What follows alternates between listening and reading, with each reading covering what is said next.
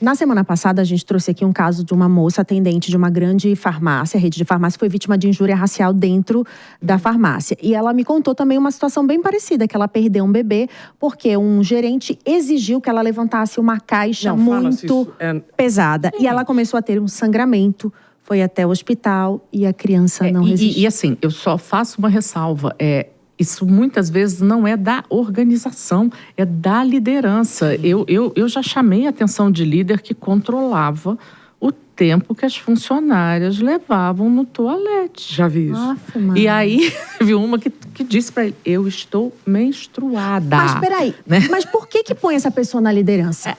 Porque ainda... Bom, vamos aí lá, agora eu vou entrar de liderança, você é a sua liderança, aí vai. Agora é minha praia. Porque as pessoas ainda olham o viés técnico, promovem o melhor técnico e não compreendem que liderança é de humanos, com humanos, para humanos. Perfeito. Então, assim, eu vou ter que falar sobre emoção, eu vou ter que falar...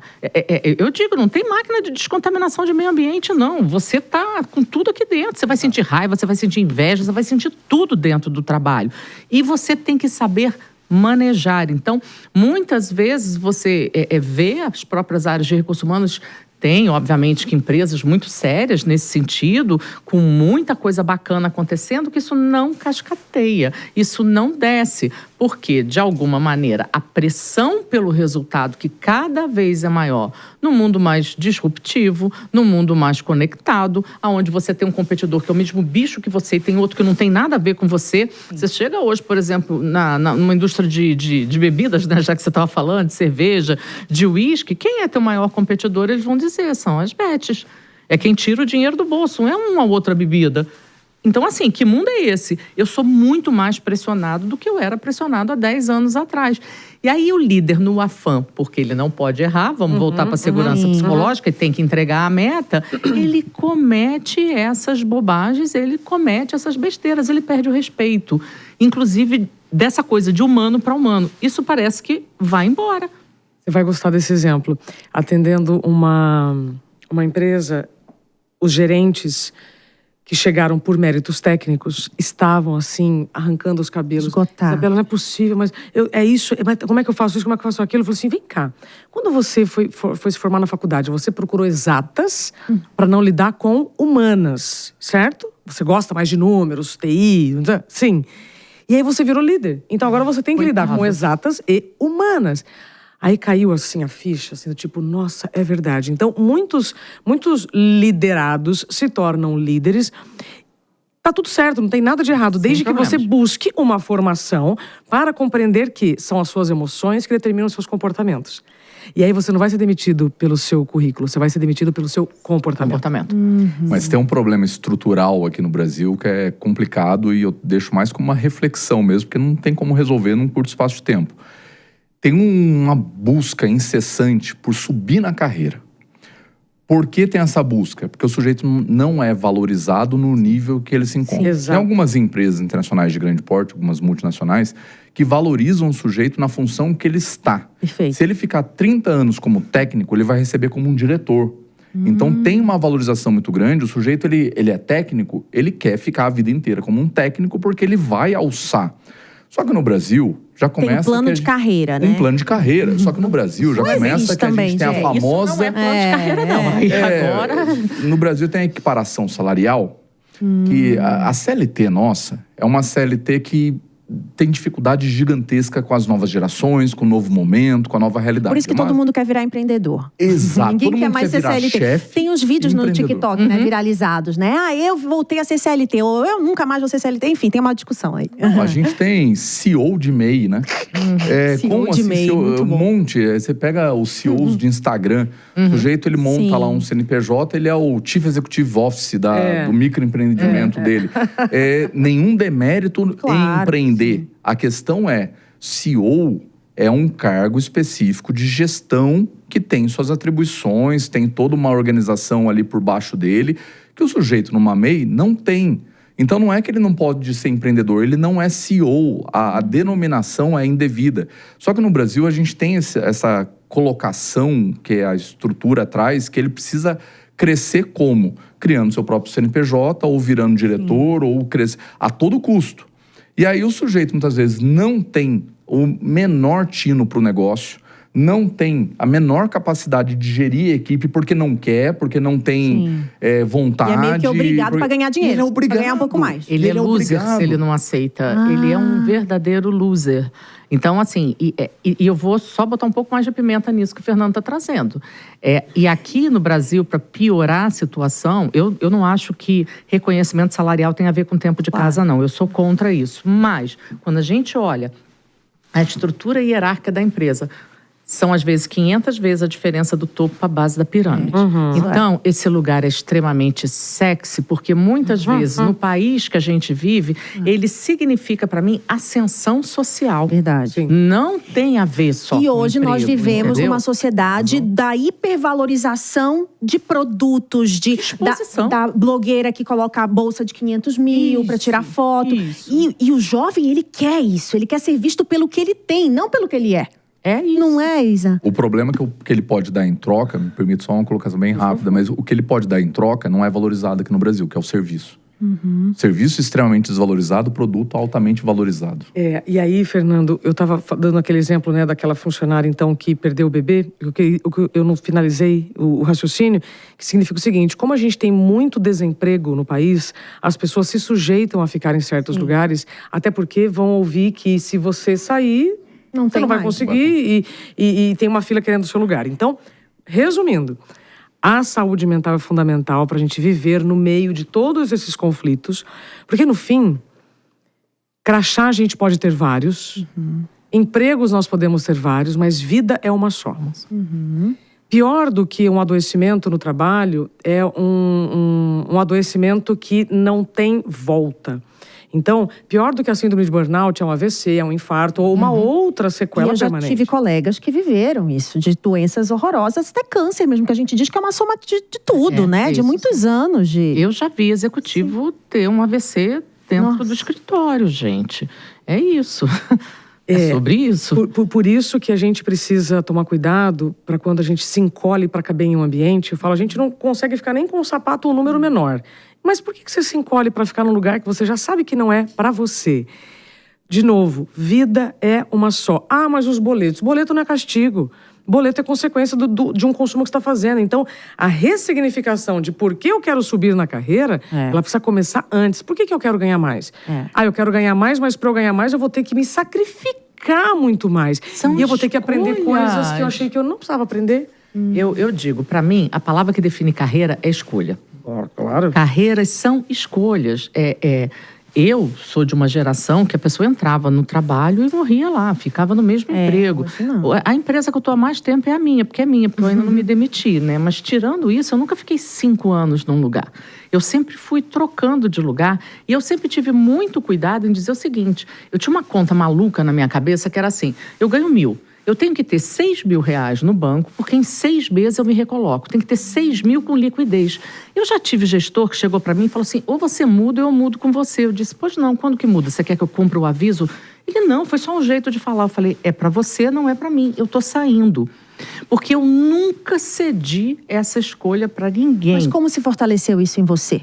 Porque eu tomei um primeiro toco e fiquei mal, né? Aí eu olhei e falei assim: autoconhecimento é tudo na vida. Exatamente. Aí a gente volta pro que a Isa falou. Vamos voltar pro começo. Eu tenho cabelo na venta. Eu sei como eu sou. Então, que jeito... Você conhece a sua capacidade, porque você acredita em você. Porque ainda tem isso, né? Isso. E que jeito que eu dou de conseguir levar as coisas sem que as coisas me levem. Perfeito. Sem que a rédea dessa história seja minha. Foi isso que eu fiz lá atrás. Não foi fácil, não. Porque assim, né? Não, o que mais tem é mais fácil deixar a rédea da vida na mão de qualquer pessoa, deixar a vida me levar. Zeca Pagodinho, way of life. Deixa a vida me levar, a vida leva eu. E toma muito cuidado com a história de plano de carreira. Porque aí, o sujeito se acomoda, deixa que alguém decida por você. Né? E isso que a Andréa falou é tão curioso, porque comigo foi a mesma coisa. E acho que todo mundo aqui já levou um pé na bunda de relacionamento. Né? Depois do primeiro, você fica mais esperto. Então, depois da primeira demissão, que foi o que aconteceu comigo, eu comecei a parar para aprender coisas que eu não imaginava. Perfeito, eu também. Parei para reconhecer situações que antes eu nem precisava pensar. Perfeito. Mas, no meu caso, eu tinha certeza que eu seria recolocada. Eu não fui chamada para trabalhar em lugar nenhum. Então, quando eu não encontrei, eu tive que criar o emprego. Né? Mas vieram também outras responsabilidades com tudo isso. Mas o mais importante que a gente precisa entender, Márcia, é que nós somos responsáveis pela nossa vida. Então, vivemos um tempo em que havia um delírio de que você entrava num trabalho e ficava até o fim. Isso já acabou. Então, eu preciso atualizar as minhas ideias. Quando o Fernando falou sobre o ESG, desde 2020 eu levo um movimento chamado produtividade sustentável. Porque se eu quero um mundo sustentável, longevo, eu não posso viver de forma insustentável. E é como as pessoas estão vivendo, tomando remédio para dormir, para acordar, para dar conta de um estilo de vida insustentável. Posso fazer uma polêmica? Pode. Vocês três, vocês são a favor ou contra da redução da escala? Vocês foram. Eu, a favor. Porrada agora, hein? Desculpa. É que na hora que ela falou dessa questão da produtividade saudável… Por quê? Como é que uma pessoa sai de casa, 7 da manhã, no metrô, uma mãe… Cara, ela não tem tempo de Eu não inventei a viver. roda, tá? Eu só juntei 2 palavras. Produtividade sustentável. Então. Desde 2020. Por quê? Se eu preciso bater meta, Fernando, eu não posso bater meta batendo nas pessoas. Não. Porque depois de uma Adoro. meta vem outra meta. E não, não adianta eu chegar lá, como foi o meu caso, chegar lá e adoecer. Né? Não adianta a gente crescer profissionalmente sem encolher pessoalmente. Então, por que não Pensar numa escala que seja mais sustentável. Eu já sou mais radical. Eu vejo um futuro de trabalho P2P mesmo, de plataforma para plataforma. Eu faço tal coisa, eu vou lá, me vendo o corpinho, Quanto entendeu? tempo isso pra acontecer? Lá fora mais rápido do que aqui. Eu não sim, dou 10 sim, anos, sim, eu não sim. dou 10 anos. A minha filha já vai pegar esse tipo de coisa. De certa forma, ela já faz isso, né? Então, ela trabalha para uma empresa americana aqui no Brasil. Então, isso realmente vai começar… Na Europa acontece também, Acontece, já muito, acontece. né? Então, E você, vai, Fernando? Bom, primeiro ponto, o novo ministro-presidente do Tribunal Superior do Trabalho vai assumir agora já com a bandeira de que, olha, PJ não é bem assim. Olha… A gente tem que observar os elementos da relação de emprego e já fortalecer a relação de emprego. Então, assim, temos uma legislação que não favorece geração Z, geração alfa, então, que está pensando em produtividade. É uma geração que vou desenvolver o trabalho com saúde mental, geração alfa, com o uso de inteligência artificial de uma forma muito rápida, vou entregar resultado, eu não quero saber de cumprir jornada de trabalho. Só que a nossa legislação é jornada de trabalho e vamos observar. É uma legislação que não atende à realidade. Não se atualizou. Ponto, não se atualizou. E aí, em relação à jornada 4x3, do meu ponto de vista, é impensável e gera um problema ainda maior. Por quê? O sujeito vai arrumar um trabalho de 4 dias, um trabalho de 3 dias. Exato, não vai descansar. Ele vai trabalhar 7 dias. Ao invés de descansar, ele vai colocar Ele vai trabalhar mais. A empresa vai arrumar 2, vai reduzir o salário. 4x3, a gente vai criar uma situação insustentável. O que a gente tem hoje, 6x1, eu acho que algo que, de fato, desfavorece uma boa saúde mental. 5x2 seria o adequado, desde que houvesse aí todo um cálculo para que a empresa não comece a reduzir e o trabalhador seja o prejudicado. E olha que assim, eu sou advogado de empresa, eu tenho uma visão empresarial. Mas você já sabe, Fernando, que se a gente não tiver pessoas saudáveis, nós não temos resultados. Exatamente. Custa muito mais caro. Muito mais caro, eu já ia falar. Eu entrevistei uma advogada trabalhista e ela fala isso. Fala, gente, pelo amor de Deus, se Custa você não muito investir, mais caro. vai ser muito pior o dano. Eu tenho várias posições que favorecem assim, o trabalhador, mas é nessa visão de é bom para todo mundo. A empresa ganha mais, a empresa tem um ambiente sadio, um ambiente que gera, que produz mais, a produtividade sustentável. Tem que ser alguma coisa no sentido. O problema é que a nossa legislação não favorece em nada. E legislação de 4x3, 5x2, 6x1 também não é o melhor caminho. O melhor caminho seria uma legislação de produtividade. Tem um fator que a gente tem que considerar, que o estágio de vida / carreira que a gente está, ele também determina o modelo de trabalho. Exato. Né? Eu quero ser mãe. Ou eu sou mãe de um filho pequeno. Então, um trabalho flexível para mim, eu não quero carteira. Eu quero poder fazer as coisas. E você vê isso em cada camada. Hoje, o maior empregador desse país são as plataformas. Já não é mais empresa. Já não somos mais o país de CLT.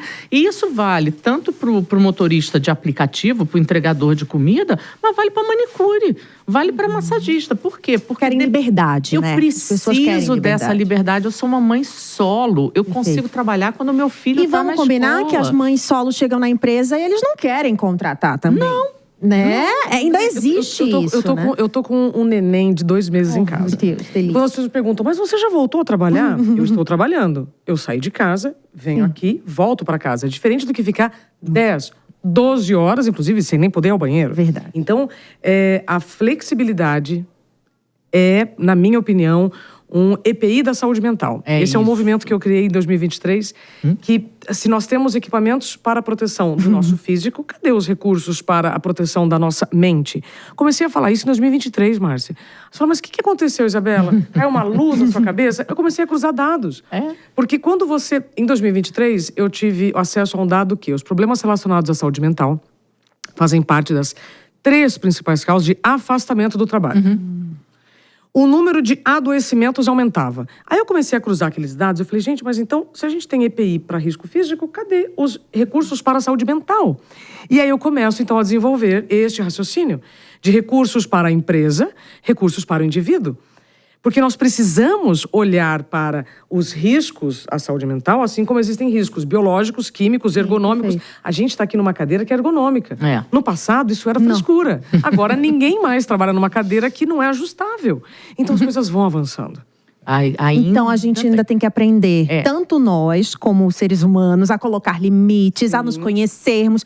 E as empresas também a ouvir mais, a especializar melhor os seus líderes. A legislação também, né, Fernando? Precisa também ser atualizada. Então, a gente está numa fase de transição, mas uma fase boa, porque a gente está questionando mais, né? O que eu acho que é importante dizer é que, assim, né? Eu, Andréia, né, como diretora de recursos humanos, eu já fiz processos de desligamento em massa, entendeu? Assim, compram-se 2 empresas, você olha, está dobrado. Você tem um número X de cadeira e você tem um número 2X de pessoas. E você realmente tem que tomar a decisão difícil.